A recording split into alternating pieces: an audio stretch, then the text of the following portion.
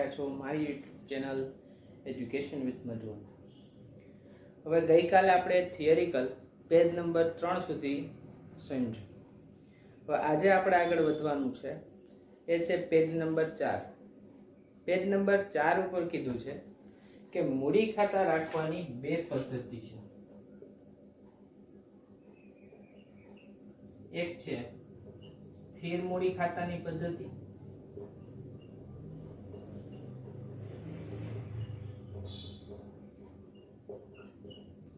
અને બીજી છે અસ્થિર મૂડી ખાતાની પદ્ધતિ.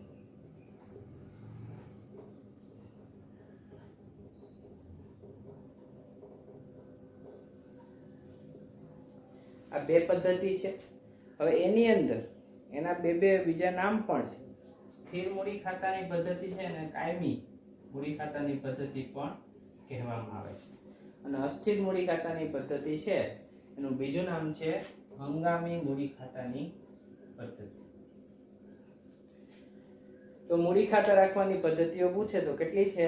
બે. એક તો સ્થિર મૂડી ખાતાની પદ્ધતિ અને બીજી છે અસ્થિર મૂડી ખાતાની પદ્ધતિ. બેનો અર્થ તમને સમજાવી દઉં. પહેલા આપણે સ્થિર મૂડી ખાતાની પદ્ધતિનો અર્થ છે એ સમજીએ. તો એમાં શું કહે છે કે ભાગીદારના મૂડી ખાતા રાખવાની જે પદ્ધતિમાં સામાન્ય રીતે ભાગીદારના મૂડી ખાતાની વર્ષની શરૂની બાકી કેવાની કીધી છે? યાદ રાખજો, મૂડી ખાતાની શરૂની બાકી અને આખરની બાકીમાં કોઈ ફેરફાર જોવા મળતો ન હોય તે મૂડી ખાતાની પદ્ધતિને સ્થિર મૂડી ખાતાની પદ્ધતિ અથવા તો કાયમી મૂડી ખાતાની પદ્ધતિ કહે છે. ફરી એકવાર રિપીટ કરી દઉં. ભાગીદારના મૂડી ખાતા રાખવાની જે પદ્ધતિમાં સામાન્ય રીતે જે શરૂઆતની બાકી હોય અને આખરની બાકી હોય એમાં કોઈ ફેરફાર જોવા મળતો ન હોય તો તે મૂડી ખાતાની પદ્ધતિને શું કહેશું આપણે? સ્થિર મૂડી ખાતાની પદ્ધતિ.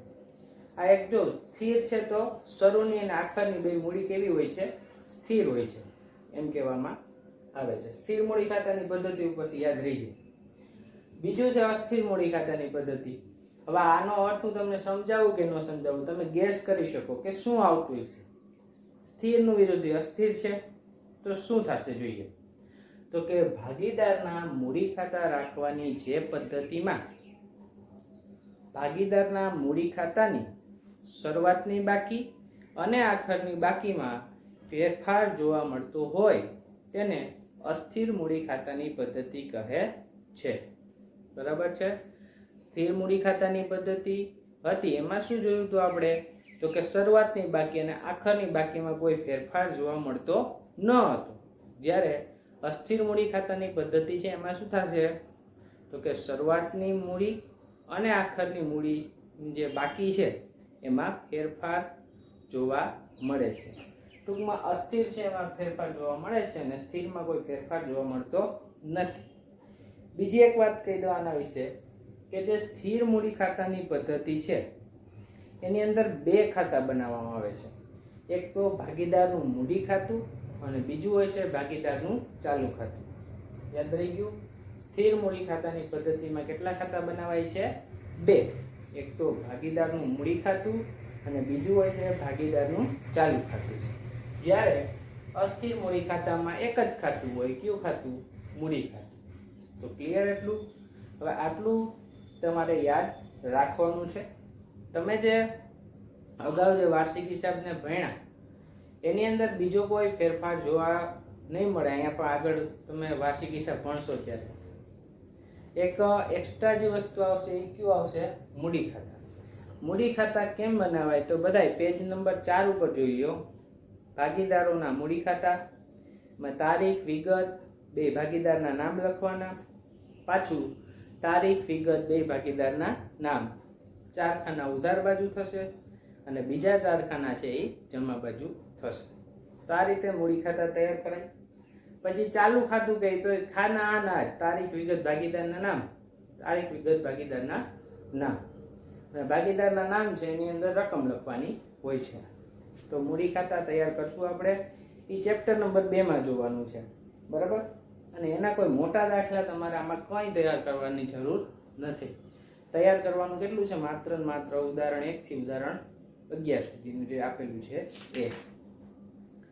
તો સમજાઈ ગયું સ્થિર મૂડી ખાતાની પદ્ધતિ અને અસ્થિર મૂડી ખાતાની પદ્ધતિ.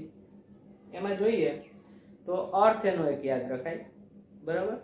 પછી ક્યાં ખાતા તૈયાર કરવામાં આવે એ યાદ રખાય, અને ખાતાની બાકી એ યાદ રખાય. એટલું યાદ રાખી લ્યો એટલે તમને સ્થિર મૂડી ખાતા અને અસ્થિર મૂડી ખાતાનો તફાવત છે એ પણ ખબર પડી જાય. હવે બધા વિદ્યાર્થીઓએ પેજ નંબર 6 ઉપર જે તફાવત આપેલો છે સ્થિર મૂડી ખાતાની પદ્ધતિ અને અસ્થિર મૂડી ખાતાની પદ્ધતિનો જે તફાવત છે એકવાર લખી લેવો અને વાંચી લેવો. હવે જો એમાંથી કોઈ એવો નહીં પ્રશ્ન પૂછાય કે ભાઈ તફાવત જણાવો 3 માર્કનો પ્રશ્ન, એવું નહીં આવે. પણ 1 ગુણમાં ઘણા પ્રશ્નો એમાંથી નીકળી શકે એ બે તફાવતમાં છે. એટલા માટે તમારે એ પણ તૈયાર કરી લેવું અને સ્થિર મૂડી ખાતાની પદ્ધતિ અને અસ્થિર મૂડી ખાતાની પદ્ધતિ છે એનું તમારે વાંચી લેવું અને એકવાર લખી પણ લેજો. પછી છે ભાગીદારના ઉપાડ ખાતા. તો ઉપાડ કોને કહેવામાં આવે? પહેલા તો કે જ્યારે ભાગીદાર પોતાના અંગત વપરાશ માટે ધંધામાંથી રોકડ કે માલ લઈ જાય છે તેને શું કહે છે? ઉપાડ. તો ઉપાડ કોને કહેવામાં આવી તો ખબર જ છે. એટલા માટે ઉપાડ ખાતું કેમ તૈયાર થશે? અહીંયા તારીખ, વિગત, રકમ, તારીખ, વિગત, રકમ, એટલું જ આપણે એમાં કરવાનું રહેશે.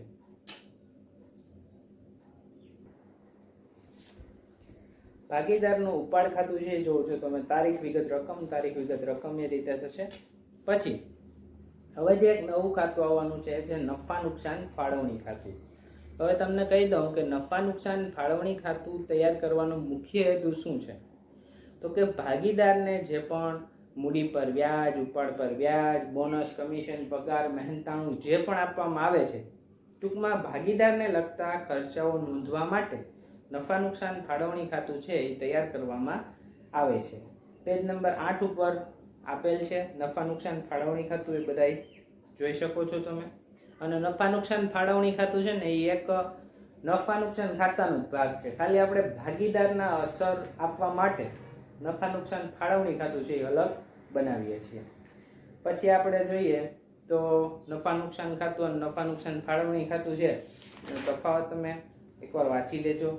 પછી આમ નોંધો છે એ કોઈ પૂછાવાની નથી કે ભાઈ આની આમ નોંધ કરો, આની આમ નોંધ કરો, એવું ક્યાંય કોઈ દિવસ પૂછાતું નથી. એના માટે તમને મેં કહી જ દીધું છે કે શું કરવાનું છે, તો કે દાખલા એટલે ઉદાહરણ 1 છે અહીંયાથી શરૂ કરવાનું છે. હવે આજે આપણે દાખલાની પણ શરૂઆત કરી દઈશું આજ લેક્ચરની અંદર. તો પેજ નંબર 14 ઉપર જો ઉદાહરણ નંબર 1. હવે એમાં શું કીધું છે? રકમ વાંચું છું. હિરલ દર મહિનાની શરૂઆતમાં 500 નો ઉપાડ કરે છે. જો ઉપાડ પર વાર્ષિક 10% લેખે વ્યાજ વસૂલ કરવાનું હોય તો કુલ વાર્ષિક ઉપાડ અને ઉપાડ પર વ્યાજ શોધો. હવે ઉપાડ પર વ્યાજ છે એના માટે બે વાત તમારે યાદ રાખવી પડશે. એક છે દર માસની શરૂઆતમાં ઉપાડ. હવે દર માસની શરૂઆતમાં ઉપાડ હોય ને તો તમારો જે n છે એ કેટલો લેવાનો છે? 78/12. ક્યારે? તો કે શરૂમાં હોય ત્યારે. અને જો તમને દર માસને અંતે કહી તો તમારે n કેટલો લેવાનો? 66/12. આ વસ્તુ એક પાકી કરી લેજો. n કઈ રીતે લેવો? શરૂઆતમાં હોય તો 78/12 અને અંતે હોય તો n લેવાનો તમારો 66/12. હવે ઉપાડ પર વ્યાજ ગોતવા માટે તમારે બધાએ પાછું આપણા આગળ જે ભણી ગયા છો વ્યાજનું સૂત્ર આવડે છે? વ્યાજનું ચેપ્ટર આવ્યું, વ્યાજ ને વ્યાજ મુદ્દલ ને યાદ આવ્યું? ધોરણ 5 ને 6 માં આપણે આગળ ભણી ગયા હોય તો અહીંયા આપણે વ્યાજનું જે સૂત્ર છે, વ્યાજ એટલે I ઇન્ટરેસ્ટ, I બરાબર PRN/100. આ સૂત્ર ઉપરથી ઉપાડ પર વ્યાજની ગણતરી છે તમારે શીખવાની છે. હવે જોઈએ ઉદાહરણ નંબર 1 ની અંદર જો તો પહેલી એ વસ્તુ એક ક્લિયર કરી લેવાની કે ક્યારે ઉપાડ કરે છે? શરૂઆતમાં. શરૂઆતમાં કરે ઉપાડ તો હમણાં જ કીધું n કેટલો લેશું 78/12 n તો તમારો ક્લિયર. પછી આગળ કીધું છે કે 500 નો ઉપાડ કરે છે અને જો મિત્રો યાદ રાખજો વાર્ષિક ઉપાડ આવ્યો હોય ને તો પણ તમારે મહિનાનો ઉપાડ જ ગણવાનો. ઘણા શું કરે કે જો આમાં કીધું કે મહિનાની શરૂઆતમાં 500 નો ઉપાડ કર્યો તો એ મહિનાનો જ આપ્યો છે બરાબર.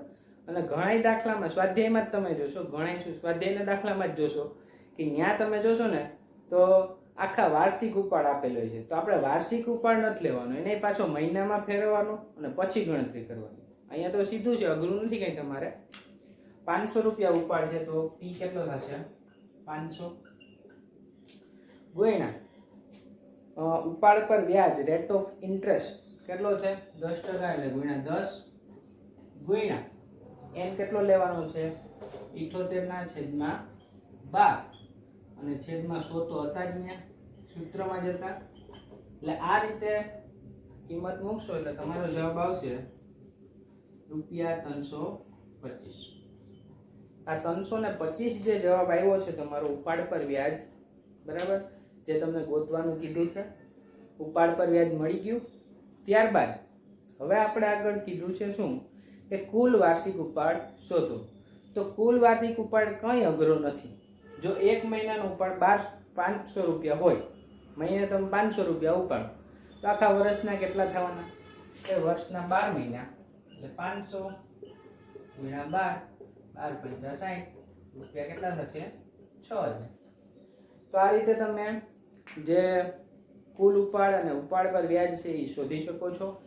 તો આ હતું ઉદાહરણ નંબર 1. પછી જો આના દાખલામાં તમને એમ કહી દે કે વર્ષના મહિનાને અંતે ઉપાડ કરે છે, તો મહિનાને અંતે ઉપાડ કરીએ તો 78 ની જગ્યાએ કેટલા થઈ જશે 66 અને 66/12 છે એ તમારે લેવાના થશે. તો યાદ રહી ગયું. આ શરૂઆતનો આમાં મેં ગણતરી કરી.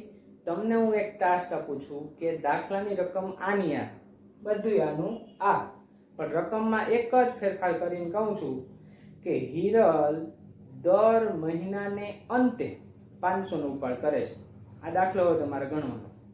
ઉદાહરણ 1 માં જે શરૂઆતમાં કીધું ને ત્યાં હું તમને દઉં છું અંતે, અને તમારે આ જ રીતે દાખલો આખો પાછો ગણવાનો થશે. રેડી? તો ઉદાહરણ નંબર 1 ક્લિયર બધાઈને? સમજાઈ ગયું? હવે આગળ વધીએ ઉદાહરણ નંબર 2. ઉદાહરણ નંબર 2 છે એની અંદર જોઈએ તો કે 3 જુદા જુદા ભાગીદાર છે, હંસા, હિતેશ અને વિજય.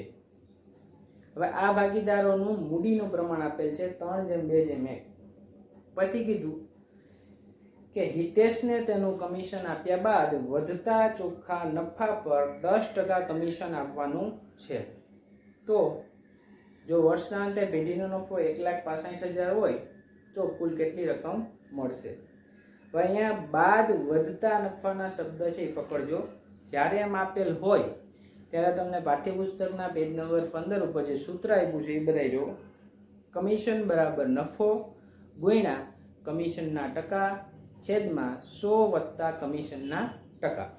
હવે અહીંયા જોઈએ તો કમિશન બરાબર કેટલું થશે? તો કે નફો કેટલો છે 1,65,000 ગુણ્યા કમિશનના ટકા 10 છેદમાં 110. કેવી રીતે 110 આવ્યા? તો કે અહીંયા સૂત્રમાં છે 100 + કમિશનના ટકા. 100 + કમિશનના ટકા કેટલા છે 10. 100 + 10 બરાબર થશે 110. ત્યારબાદ કમિશન મળી ગયું. કમિશન કેટલું મળ્યું 15,000. હવે આપણે કમિશન બાદનો નફો ગોતવાનો. કમિશન બાદનો નફો કેટલો થશે? તો કે કુલ નફો માઇનસ કમિશન કરો. કુલ નફો છે 1,65,000, એમાંથી માઇનસ કરો 15,000 કમિશન, એ 1.5 લાખ રૂપિયા છે એ કુલ નફો થશે. હવે અહીંયા તમને જે પ્રમાણ આપ્યું છે એ મૂડીનું પ્રમાણ આપ્યું છે. જો તમને એમ કીધું હોત કે નફા નુકસાનનું પ્રમાણ એટલું છે તો તમે એ પ્રમાણે વેચતા 1.5 લાખને, પણ અહીંયા મૂડીનું પ્રમાણ આપ્યું છે એટલા માટે આપણે જે આ 1.5 લાખ રૂપિયા છે એ સરખે હિસ્સે વેચવાના રહેશે.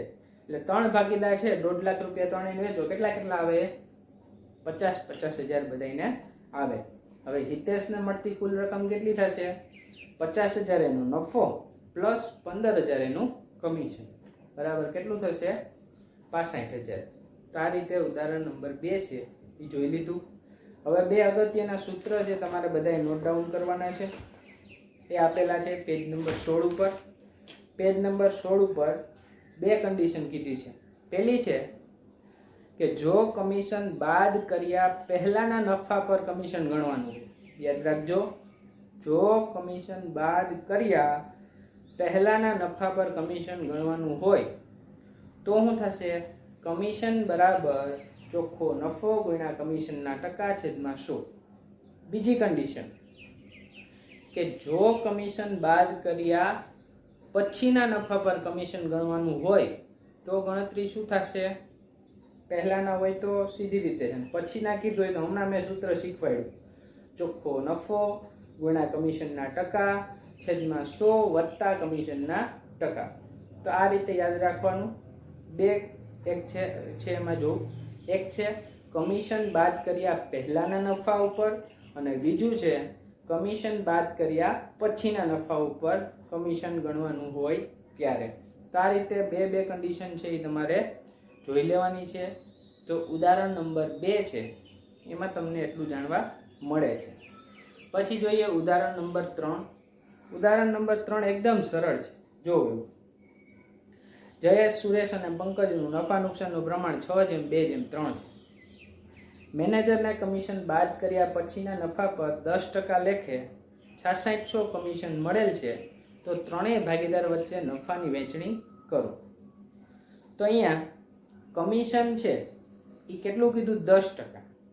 તો એમાં આપણે ત્રિરાશિ મૂકશું કે 10 રૂપિયા કમિશન હોય ત્યારે વહેંચણી પાત્ર નફો કેટલો થાય છે?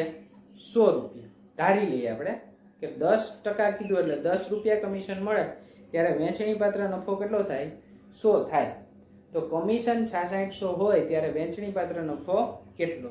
6600 ગુણ્યા 100 થશે અને એને 10 ભાંગશો એટલે 66,000 વહેંચણી પાત્ર નફો છે એ તમને મળી જશે. અને આ વહેંચણી પાત્ર નફો છે એ તમારે ત્રણેયને વેચવાનો છે. કયા પ્રમાણમાં? 6:2:3. હવે આ વસ્તુ શીખી લેજો શરૂઆતમાં, કેમ કે આ તમને આગળ બધા ચેપ્ટરમાં કામ આવશે. વહેંચણી કરવાનું. શું કરવાનું? તો કે 66,000 ગુણ્યા પહેલું પ્રમાણ કેટલું છે? 6.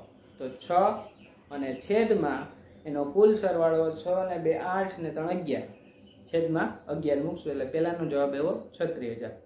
બીજું છે સુરેશનું, એમાં એમ જ 66,000 ગુણ્યા 2 ભાગ્યા 11 એટલે 12,000. પછી છે પંકજ. પંકજમાં શું કરશું? 66,000 ગુણ્યા 3 ભાગ્યા 11. તો આ રીતે બધાયનું પ્રમાણ હોય એ પ્રમાણે તમારે ગોતવાનું રહેતું હોય છે. તો આ થઈ ગયું ઉદાહરણ નંબર 3. હવે આના જેવા સ્વાધ્યાયના દાખલા છે એ આપણે આગળ જોવાના છે. તો ઉદાહરણ 1, 2 અને 3 એ તમને ક્લિયર થઈ ગયો છે. સ્વાધ્યાયની અંદર તમે જોશો તો શરૂઆતમાં MCQ આપેલા છે, પછી બીજા જે પણ ટૂંકા પ્રશ્ન છે એ આપેલા છે. એ બધા આપણે થિયરિકલ જે ચલાવ્યો ટોપિક એના જ પ્રશ્ન છે. હવે દાખલા જોવાના છે. તો પ્રશ્ન નંબર 3 તમારે 3 કે 4 જે આપેલો હોય જોજો, પાઠ્યપુસ્તકમાં ક્રમ થોડો આડોઅવળો હોય તો. એમાં પહેલો દાખલો, એમાં ધ્યાન બધાનું. એક ભાગીદાર પેઢીમાં દર મહિનાને અંતે એક સરખી રકમનો ઉપાડ કરે છે. વર્ષના અંતે કુલ વાર્ષિક ઉપાડ 12,000 છે. કુલ વાર્ષિક ઉપાડ આપ્યો આપણે જેની ચર્ચા કરી હતી ને હમણાં જ,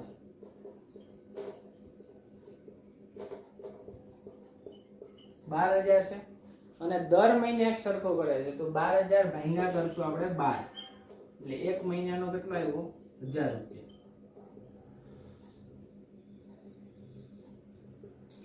તો આ રીતે એક મહિનાનો પગાર કેટલો થયો? એક મહિનાનો જે પણ ઉપાડ છે એ કેટલો થયો? તો કે 1,000 રૂપિયા થયો. હવે I બરાબર PRN છેદમાં 100 સૂત્ર વાપરવાનું છે. એ પહેલા વાંચી લઈએ કે ક્યારે ઉપાડ કરે છે? તો કે દર મહિનાને અંતે. n કેટલો લેવાનો થશે? 66/12. હવે બધી કિંમત મૂકતા જઈએ. તો P છે તમારો 1,000 ગુણ્યા રેટ ઓફ ઇન્ટરેસ્ટ કેટલો છે? 12% ગુણ્યા 12 ગુણ્યા n કેટલો લેશું 66 છેદમાં કરશું આપણે 100 બરાબર અને ગુણ્યા આના પણ 12 આની સાથે લઈએ એટલે 100 ગુણ્યા 12.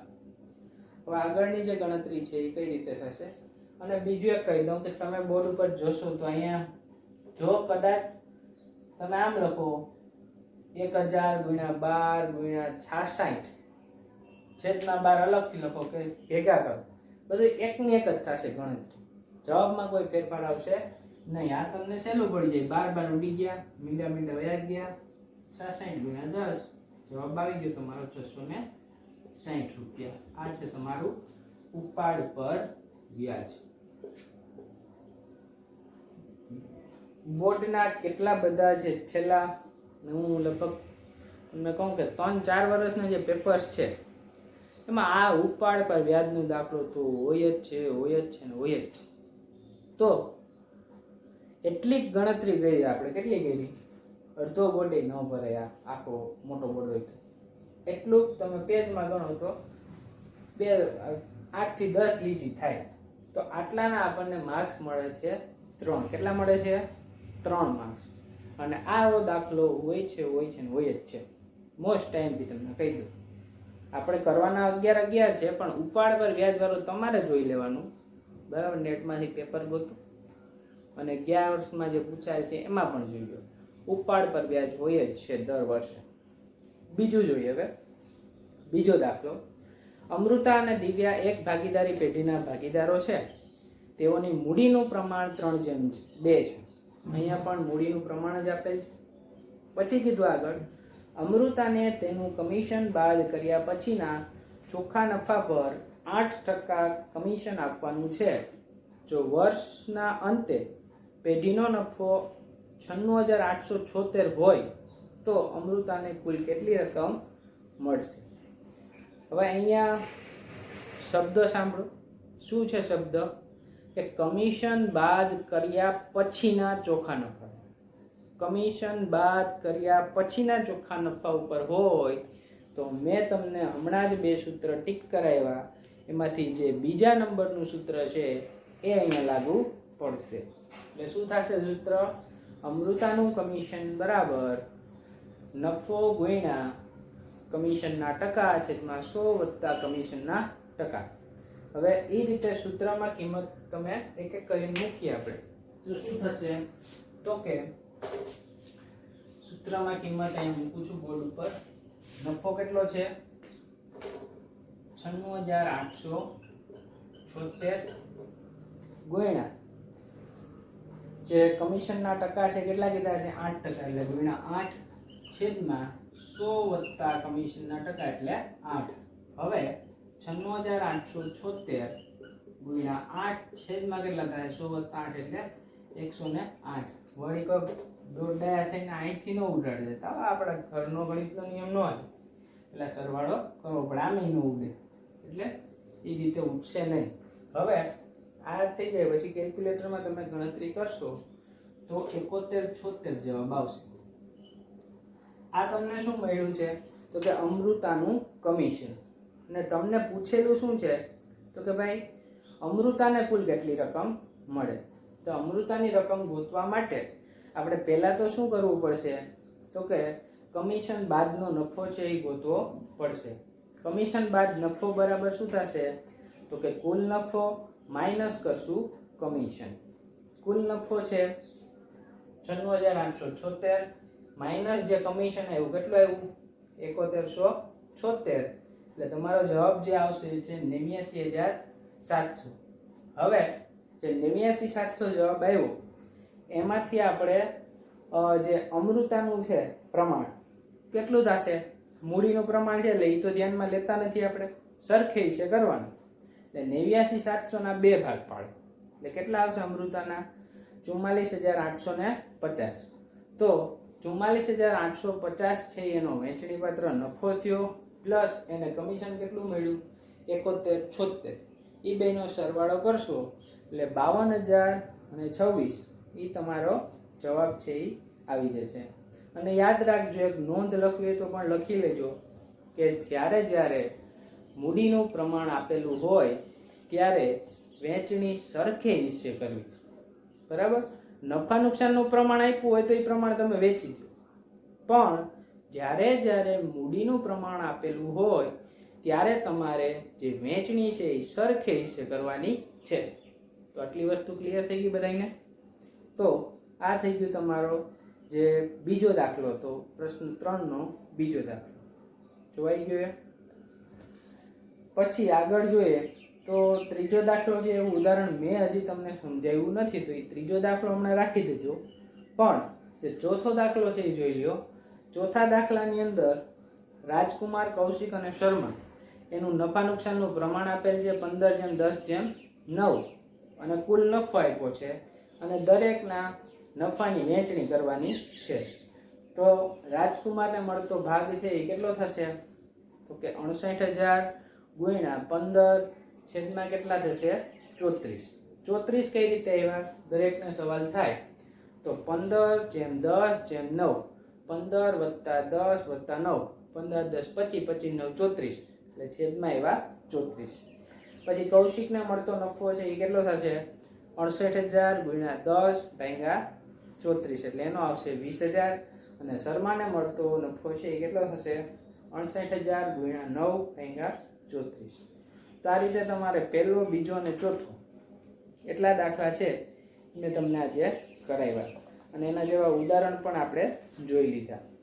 હવે તમારે બધાએ શું કરવાનું છે આજે? તો કે દરેકે તો ઉદાહરણ 1, 2 અને 3 ઉદાહરણ ગણી લેવાના. એમાં જે કંઈ ક્વેશ્ચન થાય એ કમેન્ટ બોક્સમાં આપણી ચેનલમાં નાખવાના. સાથે સાથે સ્વાધ્યાયમાંથી કયા કયા દાખલા ગણશું, પહેલો, બીજો અને ચોથો, આટલાની પ્રેક્ટિસ છે તમારે કરવાની રહેશે. તો આજના લેક્ચરમાં બસ વિદ્યાર્થી મિત્રો આપણે એટલું રાખીએ.